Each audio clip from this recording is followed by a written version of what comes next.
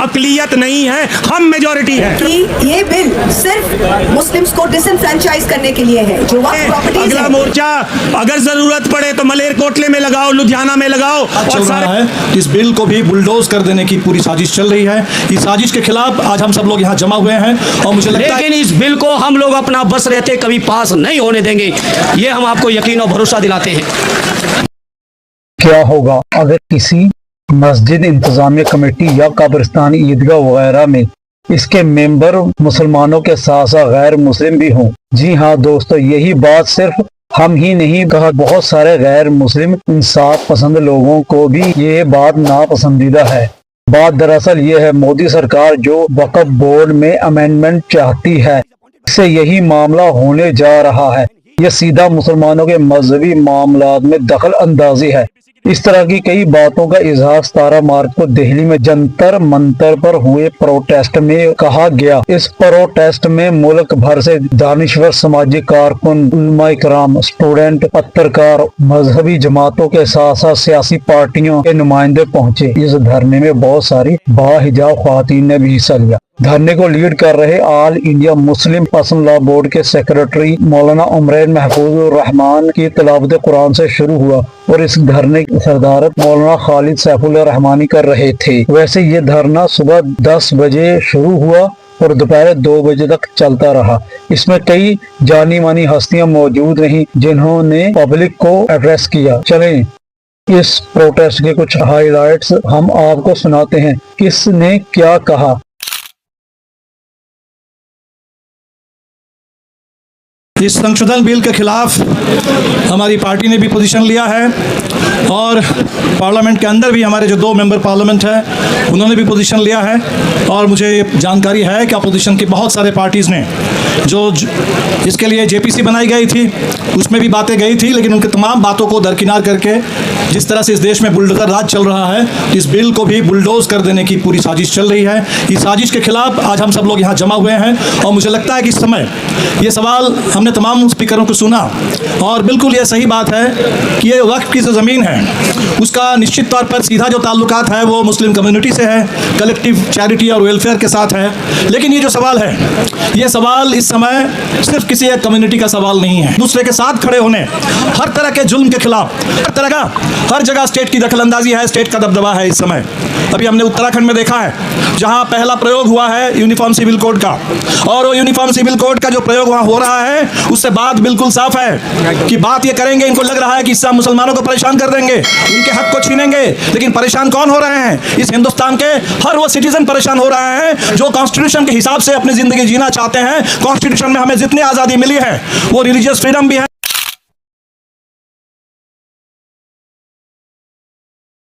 महसूस ही होता है दौरे तबाही है, शीशे की अदालत में पत्थर की गवाही है। दुनिया में कहीं इसकी तफ्सील नहीं मिलती, कातिल ही मुंसिफ है, कातिल ही सिपाही है। आज ये मुल्क के हालात बने हैं और जिस तरह से कानून ला करके संविधान की धज्जियां उड़ाने की कोशिश देश के अंदर करने का काम किया जा रहा है, मैं उस लड़ाई के अंदर अपनी छोटी सी हिस्सेदारी अपनी पार्टी के और हमारे देश के मजबूत नेता राहुल गांधी के सिपाही के तौर पर आपके बीच में करने के लिए आया हूं। और हम लोग संसद से लेकर के सड़क तक इस लड़ाई को लड़ने का काम करेंगे। क्योंकि हमें पार्लियामेंट जाना है, मुझे भी और जावेद साहब को भी, हमारा दोनों का इत्तेफाक से 0 आवर लगा 12 बजे स्टार्ट हो जाएगा।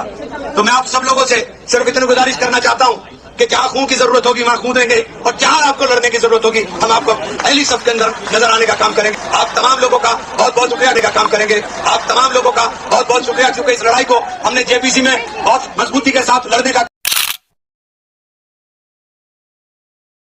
लेना, ये मकसद नरेंद्र मोदी की हुकूमत का है। और हम कॉशन कर रहे हैं चंद्रबाबू नायडू को, हमारे पासवान साहब को और नीतीश कुमार को, याद रखिए दुनिया जब तक कायम रहेगी, अगर आप इस वक्त नाजुक वक्त में इस बिल की तायीद करेंगे तो आपको मुसलमान कभी नहीं माफ करेगा, क्योंकि आपकी तायीद की वजह से ये बिल कानून बनेगा। इसलिए हम उनसे भी कह रहे हैं कि आप इस गैर अनकॉन्स्टिट्यूशनल बिल की तायीद मत करिए। हमारा मुतालबा सिर्फ यही है, अगर हिंदू धर्म की प्रॉपर्टीज में, मंदिरों में, सिखों के गुरुद्वारा में कोई गैर सिख या गैर हिंदू मेंबर नहीं बन सकता तो मुसलमान के इस वक्त में क्यों बन सकता है? तो ये तमाम चीजें हैं, हम उम्मीद करते हैं कि हुकूमत इसका नोटिस लेगी।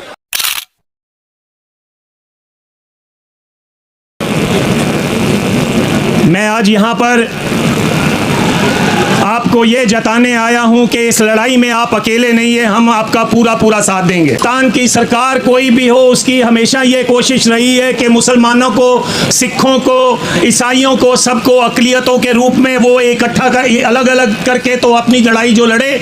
आज आपकी ताकत को देखते हुए एक और बड़े मुहाज की आज आप नींव रख रहे हैं कि हम अक़लियत नहीं है, हम मेजॉरिटी है। नांदेड़ में आधे से ज़्यादा नांदेड़ शहर हमको निज़ाम हैदराबाद ने महाराजा रंजीत सिंह के काम से खुश होकर तखत हजूर साहब को वो ज़मीन दे दी। उस नांदेड़ शहर की आधा से ज़्यादा ज़मीन जो है महाराष्ट्र की सरकार ने कब्जा किया हुआ है। पिछले 12 सालों से चुनाव नहीं होने दे रहे हैं और उनका पूरा मंसूबा है कि हमने अपनी जो है हुकूमत चलानी है।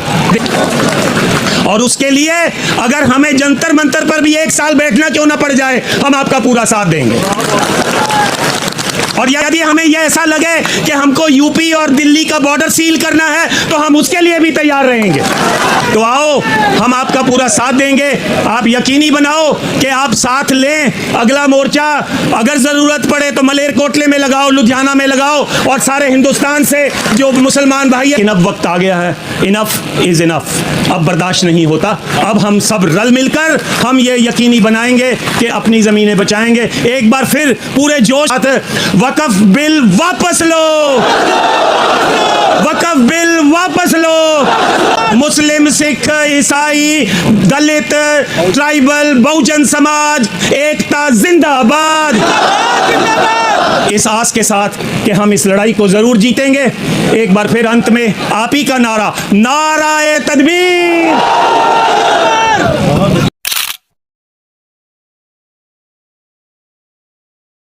नहीं है, ये एक हमारा एक कौमी इस्तेहाद है। ये कौम की तरफ से जिस आज उस पर एक सवालिया निशान लगाया जा रहा है। सवालिया निशान इस बात पर नहीं है कि हमारा एक इदारा है उस अंदाज़ी करने की कोशिश है, बल्कि यहाँ पर जो हमारी पहचान है, जो हमारी तहजीबी पहचान है, उस पर एक सवालिया निशान है। जो हमारा ईमान है उस पर एक सवालिया निशान लगाया जा रहा है। ये समझते नहीं हैं कि वफ़्क़ का कितना करीबी ताल्लुक़ हमारी तहजीब से है, हमारे ईमान से है। और ये सवाल एक बड़े पैमाने पे सवाल उत्तराखंड में उठा है। जो यूसीसी का मामला आया है वहाँ पर ये सवाल उठा है। हमें कहीं किसी से ये गुरेज नहीं कि वो अपनी ज़िंदगी कैसे जीना चाहते हैं। हमारा सिर्फ कंसल्ट किया, उसका एक ही जवाब है, आपने कंसल्ट किया, आपने हमको सुना कि नहीं सुना, लेकिन आपने हमें समझा नहीं। और आज जज्बात को समझा नहीं, हमारे ख्वाब आप समझे नहीं, नुकसान नहीं। हाँ, ये सवाल उठता है कभी कभी ये सवाल उठता है कि हम अपने निज़ाम में बेहतरी कैसे करेंगे। हम अपने निज़ाम में अगर कहीं पर कोई कमी है, कहीं पे कोई गुंजाइश है जो हम उसको बेहतर कर सकें, तो वो हमारा फ़ैसला है, हमारी आवाम फ़ैसला करेगी। हम लोग आपस में बैठ के फ़ैसला करेंगे।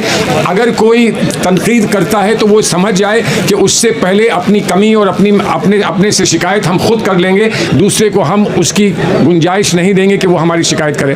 तो आप हज़रात से मेरी गुजारिश ये है कि जिस स्पिरिट में आपने और जिस हिम्मत के साथ आपने इसका सामना करने का इरादा किया है, आप यकीनन आपके साथ हम लोग सब हैं। इसका सामना सड़कों पे जो कर रहे हैं, आप यहाँ से पैगाम पहुँचा रहे हैं, वो अपनी जगह है, लेकिन कानून के इदारों में इसका सामना कैसे होगा उस पर भी हमको बैठकर बहुत सूझबूझ के साथ कदम उठाने पड़ेंगे। और यकीनन हम अपने इस मुल्क में जब हम संविधान में और कॉन्स्टिट्यूशन में यकीन रखते हैं तो मुझे पूरा भरोसा इस बात का है कि कॉन्स्टिट्यूशन हमारा साथ देगा, ईमान का हम साथ देंगे, कॉन्स्टिट्यूशन हमारा साथ देगा।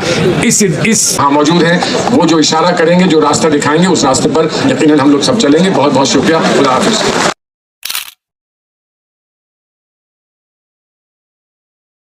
हमारा देश अगर चलेगा तो संविधान के अनुसार चलेगा। हमारा देश अगर चलेगा तो भारत और हिंदुस्तान की वो पुरानी संस्कृति जिसमें हम अमन, चैन और भाईचारा को तवज्जो देते हैं, उस आदर्शों पर चलेगा।